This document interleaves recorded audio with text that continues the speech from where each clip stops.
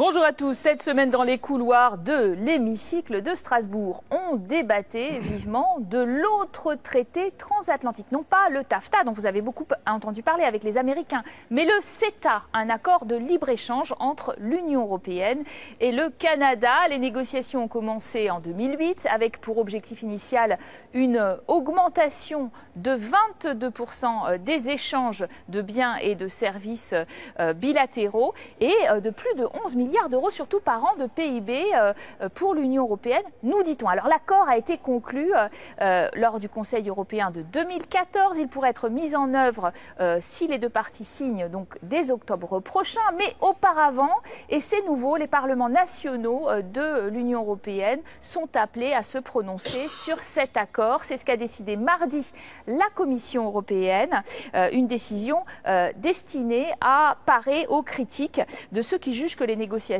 sont trop opaques ou que leurs résultats seraient trop favorables aux multinationales. Bref, le débat est ouvert aujourd'hui même sur ce plateau en compagnie de l'ambassadeur du Canada auprès de l'Union européenne, Daniel Costello. Bonjour, merci d'être avec nous. Un peu dans votre camp aussi parce que vous êtes assez favorable à cet accord. Godlieve Quistout-Rowohl, bonjour, députée européenne du Parti populaire européen allemand, donc. Et puis alors, dans l'autre camp, mais pas tout à fait par hasard non plus, parce que vous êtes un peu critique, Michèle Rivasi, députée européenne du groupe des Verts de France. Et puis, nous venons de Belgique, Maria Arena, députée européenne des socialistes et démocrates. Alors, commençons par cette idée du CETA, 1600 pages, qui a nécessité 5 ans de négociations et qui risque d'être signé en octobre. Et c'est bon, vous dites, vous, monsieur l'ambassadeur, pour ces relations bilatérales, ça impulserait... Au Canada, on considère que malgré ces défis, l'Europe, c'est un partenaire clé, indispensable pour le Canada. Nous partageons les mêmes valeurs, nous partageons les mêmes priorités. Sécurité, lutte contre le changement climatique, croissance et emploi. Et CETA va ramener croissance et emploi. CETA va rassembler nos peuples, nos entreprises, pour ramener la relation bilatérale à une nouvelle époque et on a très hâte d'aller à l'avance. Il y a eu quand même une grosse polémique, justement, qui s'est terminée, qui s'est conclue finalement par une décision de la Commission européenne qui a dit d'accord, je reconnais que l'accord est mixte et que donc il sera soumis aux parlements nationaux des États membres, ça en fait un certain nombre, à ratification. Pourquoi, Michèle Rivasi? Rappelons... Écoutez, vous avez dit, il a commencé en 2008, 5 ans de négo. Les députés européens n'ont eu aucun accès aux documents des négociations. Donc l'opacité la plus totale. On a un peu amélioré ça au niveau du traité transatlantique entre l'Europe et les États-Unis, sous la pression des députés, mais à l'époque, pas du tout. Et puis, regardez ce qui s'est passé sur le Brexit. On critique l'Europe sur un manque de démocratie. Et là, c'était que le Parlement européen qui pouvait le voter et pas les parlements nationaux. Donc, M. Juncker était contre et il a été obligé d'accepter. Mais ce qu'il Donc faut ça a dire marché, aussi... vous êtes contente finalement? Oui, sauf que ils vont commencer à le faire même si ce n'est pas ratifié par les parlements nationaux. C'est ça qui est scandaleux. C'est-à-dire, c'est comme si on vous dit « Ah ben les parlements nationaux vont ratifier », mais on le met déjà en route. Et après, comment vous allez faire pour revenir en arrière? Sur le fond, vous êtes convaincu, à la différence de Michèle Rivasi, peut-être qu'il y a un bénéfice à attendre d'une Europe qui est en crise, il faut le dire, avec des échanges commerciaux finalement qui pourraient augmenter de 20%. On parle de 26 milliards d'euros par an d'échanges supplémentaires. Tout ça, vous croyez à cet argumentaire profondément? En principe, je suis effectivement pour le libre-échange, d'accord, mais pas à n'importe quel prix, mais on ne va pas en discuter ici parce qu'on n'en finira jamais. Mais il y a autre chose. La ratification par les parlements nationaux se fera après la signature, c'est-à-dire ça commencera à partir d'octobre et ce ne sera pas jusqu'en octobre. Le fait de faire entrer en application avant que ce soit complètement ratifié est en fait, je ne vais pas dire que ce soit bon, mais c'est une procédure qu'on a fait avec un tas d'autres traités de libre-échange. Maria Arena, question plus précise. 42% des exportations canadiennes dans l'UE se faisaient en direction du Royaume-Uni, soyons clairs. Et d'ailleurs, David Cameron était l'un des grands promoteurs de cet accord CETA. Il n'est plus là, il n'est plus sur la scène. Est-ce que ça change quelque chose, ce fameux Brexit ? Alors évidemment que ça change quelque chose parce que le traité avec les Canadiens a été négocié avec une force à l'intérieur de l'Europe qui était la force britannique, dans les intérêts des Britanniques. On a dû, dans le cadre de cette négociation, quand on n'était pas britannique, mettre de côté certaines aspirations pour faire plaisir aux Britanniques. Et aujourd'hui, on a un traité qui fait plaisir aux Britanniques, mais avec des Britanniques qui ne sont plus dans l'Europe.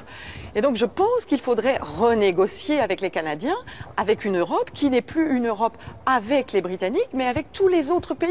Ce n'est pas normal que nous signions aujourd'hui et que nous votions un traité dans l'intérêt des Britanniques alors qu'ils n'y sont plus. Alors vous entendez, monsieur l'ambassadeur, qu'il y a des craintes quand même qui se sont manifestées un peu partout en Europe, notamment en Allemagne, en Belgique, aussi votre pays, en France, avec l'idée d'un nivellement par le bas des normes sanitaires ou des standards de protection des consommateurs, et parce que nous sommes très attachés à la qualité, c'est vrai, et aux standards, vous le savez, en Europe. Nous aussi. Nous surveillons de près ce qui se passe en Europe, le débat, on voit tout ce qui se passe. On comprend bien qu'il y a des gens frustrés, des gens en colère. Et c'est vrai que la globalisation et la technologie, le libre-échange, il y a des impacts, mais en principe, le commerce crée de la richesse. Le partage de richesse, il s'agit du rôle du gouvernement d'intervenir avec des règlements, avec des lois. Et ce qui est bien dans cet accord, c'est explicite là-dedans, c'est un accord progressiste. Comme même dire mon PM Justin Trudeau, mon ministre de la Commerce international Cynthia Freeland, elle veut dire que c'est un accord progressiste pour le prochain siècle, parce qu'il y a une reconnaissance explicite du rôle de l'État d'agir dans l'intérêt public, sur l'environnement, sur le développement durable, pour la main-d'œuvre, pour les normes auxquelles on croit aussi au Canada. On partage ces valeurs. Monsieur l'ambassadeur, je suis désolée, on n'a pas les mêmes normes. Vous êtes pro-OGM. Nous, l'Europe, on ne veut pas d'OGM. Et vous allez Il n'y a rien dans l'accord qui ramène... chacun, pour faire le commerce dans le marché de l'autre, assumer les normes de l'autre. Et ça, c'est clair.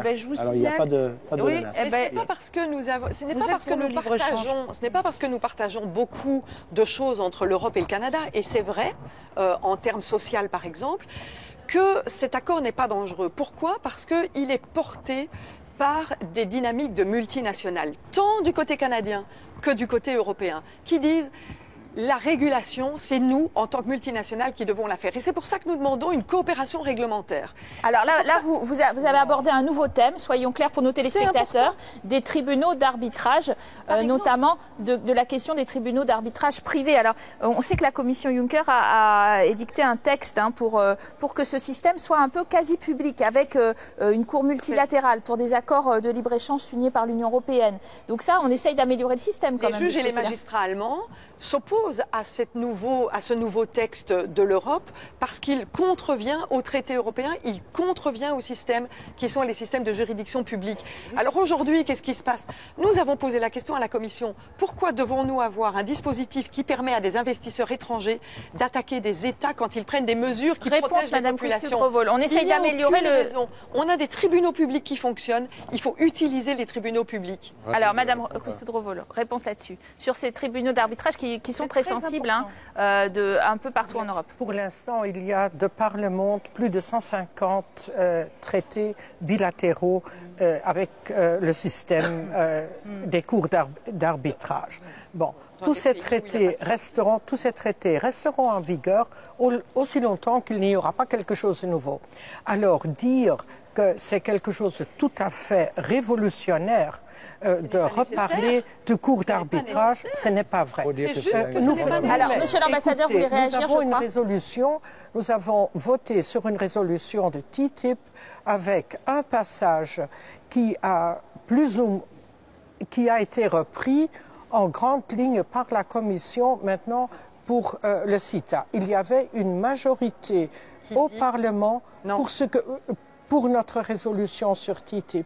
Non, ça servirait de modèle, on le comprend, pour le TAFTA. Ce type de tribunaux qu'on est en train d'essayer d'inventer servirait de modèle, on le comprend très bien, pour la future TAFTA, en l'occurrence.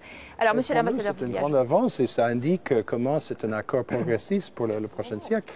C'était à la demande de la Commission et le Parlement européen qu'on a fait les changements majeurs dans le chapitre sur les protections de l'investissement.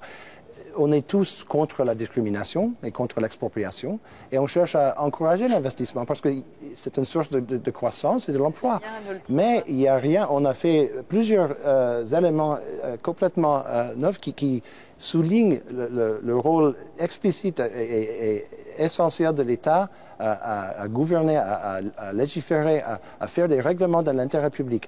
L'accès à ce système est limité, il n'y a pas de cas frivoles, il n'y a pas de possibilité des entreprises qui n'ont pas une activité importante sur le terrain. Vous dites qu'il n'y a pas de danger particulier, de pénalité pour les États. Madame Rivasi, on vous entend, mais la France, on ne l'a pas beaucoup entendu sur le CETA. Elle n'a pas eu l'air de s'inquiéter du tout de ce traité jusqu'à présent. On a beaucoup entendu sur le traité avec les Américains. Vous voyez, on donne toujours l'image que les Canadiens, c'est nos amis, c'est des gens gentils. C'est vrai. C'est vrai. Et c'est vrai qu'on apprécie énormément votre pays. Sauf que là-dessus, quand vous me parlez d'investisseurs, mais quel investisseur? Je vais vous prendre un exemple précis, et il faut que les gens comprennent bien. Au Québec, vous avez fait un moratoire contre les gaz de schiste.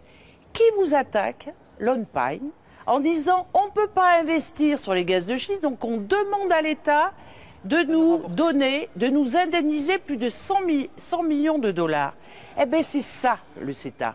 C'est-à-dire que vous donnez tout pouvoir aux lobbies qui vont venir au niveau de l'Europe, quand l'Europe, par exemple la France, dit « nous, on ne veut pas de gaz de schiste », et d'autant plus qu'il y a 40 000 filiales américaines qui sont installées au Canada. Alors, entre les Canadiens et via les Américains, vous allez attaquer les lois des pays, vous allez attaquer les collectivités. Ils ont déjà leur propre accord bilatéral avec l'Europe, ils n'ont pas besoin de notre accord pour faire ça. Eh ben, ils n'ont pas le droit. Ils n'ont pas le droit parce que sous l'accord, il faut chaque pays avec le Canada, c'est pas vrai. Au Canada. Madame Christoul-Revol, vous devez réagir. On peut être pour ou on peut être contre. Mais l'état actuel, c'est que plus de la moitié des États européens ont des accords bilatéraux sur la protection des investissements avec les États-Unis. Parce que plus de la moitié en ont. Plus de la moitié en Europe l'ont. Il faut rendre tous les accords pourris. Alors, non, ce n'est pas vrai. Il est temps de conclure sur... Mais aussi longtemps qu'il n'y a pas de changement, ces accords restent en vigueur. Alors, on ne va pas discuter comme s'il n'y avait rien du tout. Il y a quelque chose qu'on veut améliorer. Alors, faisons un dernier tour de table, s'il vous plaît, sur justement la possibilité véritablement que cet accord ait lieu, parce qu'il y a des inquiétudes maintenant. Évidemment, s'il y a ratification nationale, il suffit qu'un seul Parlement manque à l'appel et le traité n'aura pas lieu. Il n'aura pas lieu, ce fameux traité? Alors moi, ce que je regrette, c'est vraiment que la Commission soit rentrée dans un débat avec le Conseil de manière très tactique, en disant « Ok, on vous a entendu, on va reconnaître cet accord comme étant un accord mixte ». Ça veut dire que les parlements nationaux devront donner leur point de vue, mais nous avons en échange une entrée en vigueur provisoire. Ça veut dire que demain, quand la Commission... Donc, vous dites de toute façon, il aura lieu demain. Il va entrer en vigueur à partir de cette année. Et puis, il sera très difficile pour un État membre de faire marche arrière par rapport à cette entrée en vigueur. Donc, c'est une tactique qui nous fait accepter, sans passer par les parlements, cet accord du CETA. Vous vous réjouissez, monsieur l'ambassadeur, vous n'avez pas d'inquiétude, il entrera démocratiquement en vigueur, vous dites? Je ne prononce pas sur la procédure de ratification en Europe parce qu'il s'agit de la cuisine interne et j'observe et tout, mais je fais appel à un peu de perspective parce que là, il y a des changements majeurs qui sont en cours dans le monde. On a des inquiétudes partagées sur qu'est-ce qui se passe dans le voisinage, dans les pays de l'Est, dans le Maghreb, dans le Moyen-Orient, dans l'Afrique. Il y a la montée de l'Asie, il y a le changement de la structure de l'économie globale et la gouvernance globale. Il faut quand même connaître vos amis, il faut se tenir ensemble. Le Canada, c'est le genre d'accord qui va ramener nos entreprises et nos peuples ensemble. Et vous avez parlé de Québec. Moi, j'aimerais bien voir plus d'artistes québécois en France. plus Oui, mais moi, je veux pas de gaz de schiste. PME, Vous partenariats on m'a dit entre pas de gaz de chercheurs, schiste. des Je étudiants. n'ai pas envie de C'est le genre de pétroliers choses qui viennent déclenchent la mobilité. nous imposer les choses. Même sur les laboratoires pharmaceutiques, vous avez vu ce qu'il y a dans l'accord? On va vous imposer d'augmenter les brevets. Et Il y a rien dans notamment vous l'accord. étiez sur les Il génériques. y a rien Vous qui voyez dit bien que c'est les au droit laboratoires souverain de pharmaceutiques l'État qui à décident. agir. Mais c'est incroyable d'être naïf comme ça. Ça ne profite pas aux gens. Ça profite au business et au gros business. Alors, la question- Et vous dites, eh ben c'est super. Eh ben nous, on dit non parce que ça va à l'encontre de la protection sanitaire qu'on a Tous défendue les sur le experts plan européen. et des gens raisonnables c'est un disent que c'est tribunal arbitral l'accord privé progressiste. qui va Alors, demander des Madame indemnités. Quistout-Drovol, est-ce que cet accord aura lieu? Et surtout, on le disait, est-ce que finalement il sera une sorte de modèle pour l'accord d'après, c'est-à-dire le TAFTA américain, qui inquiète encore plus les opinions publiques? Bon, je crois qu'il faut traiter les deux pays de façon différente. Merci. C'est déjà une taille différente, l'économie canadienne et l'économie américaine. Alors, je trouve qu'il ne faut pas mettre tout dans le même même chose. pot. Ce n'est pas Nous sommes un correct. pays Ce qui souverain me au Canada. dérange beaucoup, c'est le fait que dans toutes nos discussions ici, nous ne faisons que dire la Commission fait ceci, pourquoi est-ce que le Conseil n'a pas réagi différemment? La Commission, Les chefs d'État et de gouvernement, précisons pour nos téléspectateurs. ils auraient pu réagir aussi. On aurait pu faire beaucoup d'autres choses. C'est la première chose. La deuxième chose, c'est qu'en tant que membre du Parlement européen, je suis élu de façon tout aussi démocratique que tous mes collègues de la Finlande. Et vous serez consulté, bien sûr. Merci d'avoir en tout cas initié sur notre plateau ce débat, vous voyez, qui n'est pas terminé, vraisemblablement. Merci à vous de l'avoir suivi. Vous restez en notre compagnie pour notre seconde partie où nous avons pour grand invité Pierre Moscovici, le commissaire européen français en charge des affaires économiques et de ce qu'il y a à discuter en ce moment avec lui. A tout de suite, juste après la pause.